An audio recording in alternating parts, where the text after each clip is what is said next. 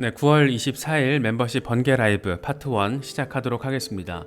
이번 주 뉴욕 증시 과연 어떤 흐름을 보일까? 지난주의 경우에는 거의 4일 연속 이제 얻어 터졌죠. FOMC 금리 리스크 후폭풍으로 인해서 비록 금리는 동결됐을지언정 이 고금리 상황이 장기화될 수밖에 없다라는 게 딱 이제 데이터로 등장을 해주다 보니까 시장이 엄청 쫄아버린 겁니다. 그런데 새로운 한 주를 맞이하게 될 증시 상황이 어떨까라는 걸 좀 주변적인 상황을 바라보면 이게 또 간단치가 않아요. 일단 10월 1일부터 미국의 2024년 회계 연도가 시작이 됩니다. 다시 말해서 이 전에 10월 1일 이전에 예산안 합의 처리가 돼야 한다라는 거죠. 그런데 잘 알고 계시는 것처럼 예산안 합의 처리가 지금 어려울 수 있다라는 어떤 이야기들이 많이 나오고 있고, 만약에 제대로 되지 않을 경우에는 연방정부가 셧다운에 또 돌입하게 됩니다. 아무튼 저 나라도, 미국이란 나라도 돌아가는 걸 보면 참 어질어질합니다. 이게 뭔가 시스템적으로 깔끔하게 가는 것도 아니고, 그렇다고 정치적으로나 사회적으로나 어떤 안정성이 담보가 돼서 그게 어떤 모범적인 사례를 보여주는 것도 아니고, 이미 진짜 미국 시스템 돌아가는 거 보면 야, 참 간단치 않구나라는 생각을 갖게 만드는 경우가 많은데, 어쨌든 이번에도 예산안 합의 처리한 이슈가 지금 등장을 했고, 만약이라도 셧다운에 정부가 돌입하게 된다라고 하면 이 주요 지표 발표가 이제 지연이 되겠죠. 아니면 중단이 되거나, 그러면 이제 연준으로서 어떤 데이터가 공개가 늦어지기 때문에 그로 인한 긍정적이지 않은 영향을 받을 수밖에 없을 거고, 그래서 일단 예산안 이슈가 하나 자리하고 있고, 또 하나가 이 자동차 업계 파업 이슈. 이게 또 지금 간단치가 않습니다. 이 UAW 스트라이크. 이게 지금 20개 주 38개 부품 공급 센터에서 이 파업 범위가 계속 확장되고 있죠. 그래서 당연히 이제 고용 시장에 영향을 미치는 변수가 된 거고, 이제 노동시장 데이터에 악재가 될 가능성이 높고, 특히 이제 파업이 장기화될 경우에는 자동차 생산, 이 서플라이 문제가 생길 가능성이 매우 높기 때문에, 이게 자동차 가격 인상으로 이어진다라면 당연히 인플레이션 악화 재료 가운데 하나로 작용할 가능성이 높습니다. 사실 이게 지금 내년 미국 대선을 앞둔 입장에서 현 정권, 민주당 정권 입장에서 바라보기에는 굉장히 피하고 싶은 이슈여서 이걸 빨리 좀 어떻게든 어르고 달래서 이걸 넘어가고 싶어 할 건데, 그러긴 할 건데 지금 상황 자체가 그렇게 녹록지 않다라는 점, 이것도 지금 변수라면 굉장히 큰 변수죠. 또 하나 이제 국제유가. 이 국제유가 상황이 정말 간단치가 않아요. 저도 어제 그저께 서울 갔다 오면서 집에 다녀오면서 오랜만에 주유를 했는데, 저도 하이브리드를 타고 있어서 평소에 이렇게 짧은 거리는 그냥 전기로만 다녀요. 충전 자주 하면서. 그래서 주유소 갈 일이 그렇게 많지가 않은데, 이제 서울이나 지방으로 아예 멀리 갈 때 한 번씩 주유를 하는데 몇 달 만에 하고 정말 깜짝 놀랐습니다. 지지난주인가 주유할까 하다가 안 했었거든요. 근데 와, 비싸다. 이제 체감이 확확 되기 시작하는 거죠. 당장 우리네 지갑, 이 살림살이에 지금 부담이 되기 시작하는데, 이제 문제는 뭐냐면 단순히 연말 100달러 가능성이 문제가 아니고 거기서 끝나지 않을 거라는 게 문제인 거죠. 그래서 지금 JP모건 같은 경우에는 에너지 슈퍼 사이클로 인해서 브렌트유 가격이, 이제 국제 유가의 기준점 이 브렌트유인데, 브렌트유 가격이 150달러 가능성이 있다. 여기서 이제 에너지 슈퍼 사이클이라는 거는 높은 유가가 가격을 더 높이는 그런 어떤 연쇄 작용을 의미하는 건데, 지금 JP모건 같은 경우에는 에너지 슈퍼 사이클을 거론하면서 150달러. 와, 어질어질합니다. 이거 150달러는 정말 이거 문제가 생길 수가 있죠. 그래서 지금 중장기 생산 능력에 한계가 봉착했다. 이런 와중에 지금 사우디아라비아랑 러시아가 연말까지 감축 기한을 석 달 연장한 거잖아요. 근데 그 이후에 상황이 더 안 좋아질 수 있다라는 얘기를 지금 하고 있는 겁니다. 그래서 이 국제 유가 상황까지, 그러니까 예산안 이슈, 자동차 업계 파업 이슈, 이 국제 유가 상황, 이런 어려운 점들이 지금 뉴욕 증시 전반을 되게 안 좋은 방향으로 압박을 하고 있기 때문에, 시장은 이번 새로운 한 주 동안에도 조금 압박받을 수 있다. 뭐 이런 가능성은 우리가 조금 생각을 해야 될 것 같습니다. 특히 이제 내년까지 딱 놓고 봤을 때 이 금리 상황이 진짜 우리나라도 이거 장난 아니에요. 이런 정도의 고금리 상황이 하다못해 내년에 미국 연준이 두 번 정도 금리 인하를 하더라도 그래도 5%대가 되는 거예요. 미국 기준금리가. 이미 지금 여기 우리나라 같은 경우에도 주담대가 7%막 가고 있잖아요. 야, 이거 내년 되면 정말 간단치 않겠다. 걱정스러운 거죠. 그래서 안 그래도 이 고금리 이슈가 증시를 하고 있는 상황에서 문제는 내년에도 간단치 않을 것 같다. 오히려 더 안 좋은 압박 상황이 이어질 수도 있다. 이런 것들. 그래서 당장 골드만삭스 같은 경우에는 원래는 금리 인하 시기를 내년 2분기로 얘기했었거든요. 내년 아무리 늦어도 6월 전에는 인하 시작할 거야.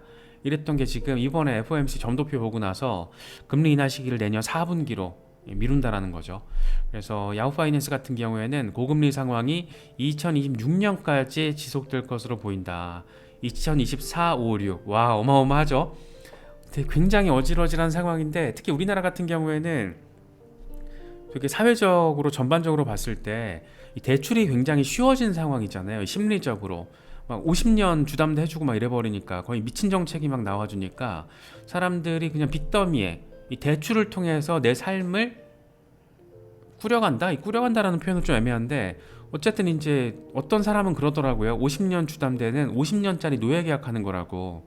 되게 정확한 표현이 아닌가라는 생각을 했어요. 그래서 30년짜리 주담대는 30년 노예 계약하는 거고 우리의 어떤 일상 자체가 담보가 잡힌다라는 건데 문제는 이 나라 전반에 우리가 사회적으로 이 부동산 불패 신화에 거의 미쳐 있는 수준이 되다 보니까 막 질러버린다라는 거죠. 그러니까 감당 능력이 있는 실수요 실거주는 상관없습니다. 그냥 이렇게 저렇게 감당할 수 있어요. 근데 그게 아니고 정말 영끌해서 무리하게 지금 혹시라도 생각을 하고 계신 분들이라면 이런 거시경제 환경을 정말 잘 스터디를 하셔서 염두에 두시고 이런 걸 기준점 삼아서 판단을 하셔야 된다라는 말씀을 꼭 드리고 싶어요. 주변에도 보면 너무 무리하게 대출 껴서 뭘 하는 경우를 이렇게 볼 수 있는데 그게 부동산이든 주식이든 뭐 크립토 코인 투자가 됐든 뭐가 됐든 이 투자 영역과 관련해서 영끌은 당분간은 정말 감당하지 못할 결과로 이어질 수도 있기 때문에 특히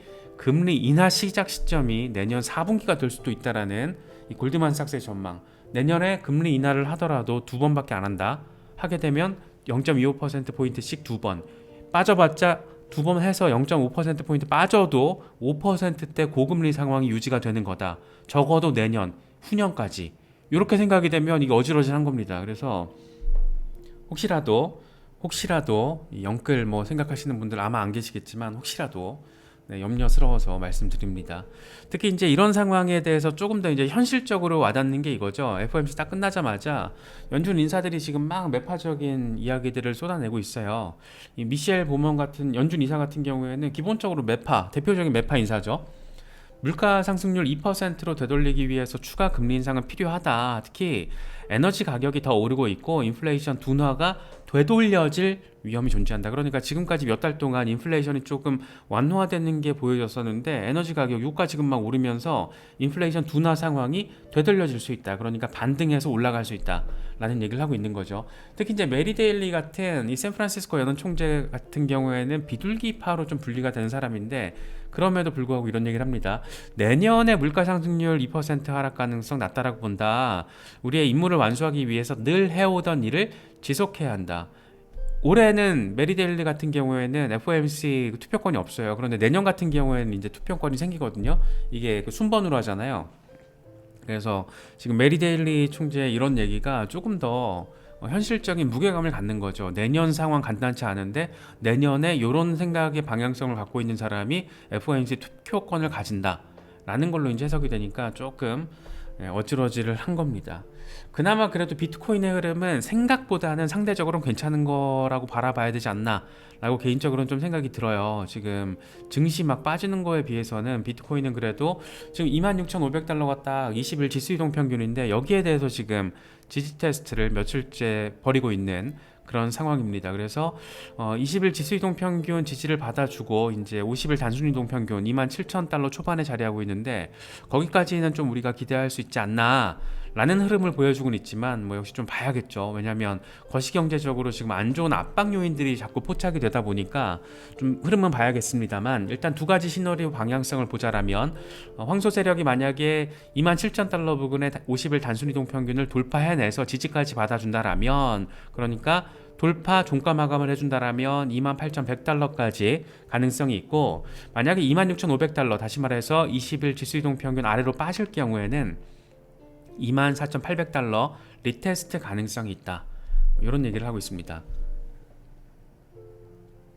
이거 렉트 캐피탈인데 비슷한 얘기하고 있어요. 지금 두 개 이동평균에 대한 지지를 지금 못 받고 있다. 그래서 못 받고 있을 경우에는 요게 지금 저항이 될 거기 때문에 요게 지금 적어도 요 사이에는 자리를 해줘야 되는데 요게 지금 간단치가 않네. 그래서 만약에 요 아래에서 주간 종가가 마감이 된다라면 리테스트를 위해서 26,000달러까지 한 번 더 하락할 가능성이 있다. 뭐 이런 얘기를 또 하고 있습니다. 코인베이스 같은 경우에는 4분기 전망을 제시했는데 일단 지금 현재 상황은 25,000달러에서 31,000달러까지 이 박스권에서 등락이 반복되고 있다. 특히 이제 트레이더들이 공격적 포지션 구축을 회피하고 있는 걸 좀 주목해서 봐야 되는데 그만큼 뭔가 급격한 반등 가능성이 좀 낮다라는 얘기를 지금 하고 있는 거죠. 그럼에도 불구하고 특히 10월 같은 경우에는 역사적으로 암호화폐가 상승했던 적이 많았다. 그래서 이제 아래 위 업앤다운 할 때 그리고 억토버를 합쳐서 업토버라고 하잖아요. 10월을 암호화폐 시장에서는 10월은 업토버다. 위쪽으로 향하는 10월이 될 것이다. 뭐 이런 얘기를 코인베이스도 지금 하고 있는 거고 그러나 이 거시적인 역풍과 규제 불확실성으로 인해서 이 4분기 변동성 확대 가능성이 있다. 그러니까 크게 오르든 내리든 박스권 범위 안에서 크게 오르내림이 발생할 수 있다라는 얘기를 하고 있는 겁니다.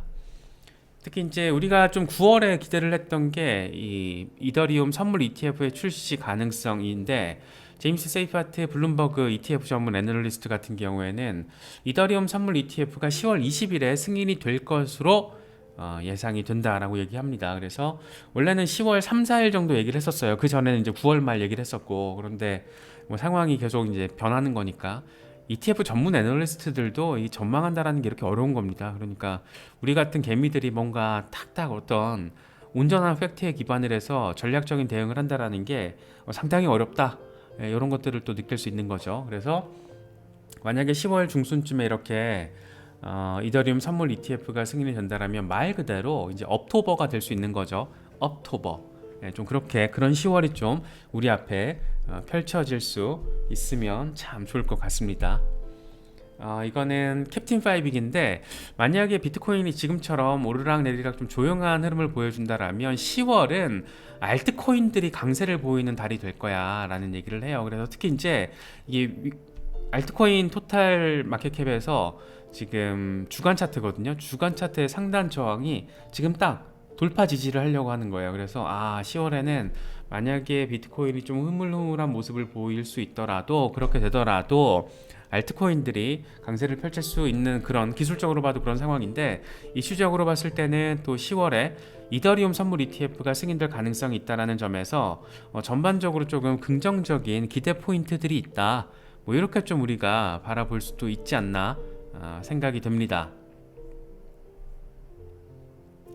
이거 재밌지 않나요? 지금 XRP 호들 해라 이런 얘기 하는 건데 지금 이 벽돌 휴대전화기 벽돌형에서 이렇게 스마트폰 아이폰까지 진화가 되는데 우리가 지금 이제 여기 있다.